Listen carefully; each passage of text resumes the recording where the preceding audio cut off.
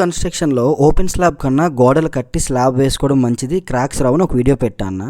దానికి చాలామంది అలా ఏం కాదు, స్లాబ్ వేసిన తర్వాత గోడలు కడితేనే క్రాక్స్ రావు, నీకు సబ్జెక్ట్ తెలీదు, నువ్వు వీడియోలు ఆపే, నువ్వు ఇంకా పని ఎక్కడ నేర్చుకున్నావో తెలీదు, ఏదేదో అంటున్నారన్న. నేనేం ఫీల్ కాలేదు, ఎందుకంటే నేను నేర్చుకున్న పని ఏంటో నాకు తెలుసన్న.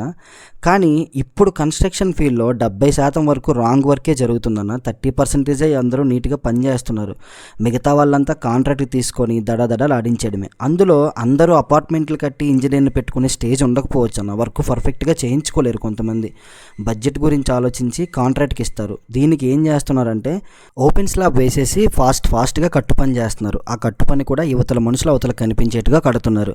3 అడుగుల హైట్లో కాంక్రీట్ బెల్ట్ రన్ చేయట్లేదు, 7 అడుగుల హైట్లో బెల్ట్ స్లాబ్ కూడా వేయట్లేదు, కిందనే లింటల్ పోసి ఎక్కించేస్తున్నారు. ఈ విధంగా చేసిన వాళ్ళు స్లాబ్ జాయింట్లో కరెక్ట్గా ప్యాకింగ్ చేస్తారన్నా చెయ్యట్లేదు. అలా చేసుకునే కన్నా బ్రిక్ వర్క్ చేసి స్లాబ్ వేసుకోవడం చాలా బెటర్.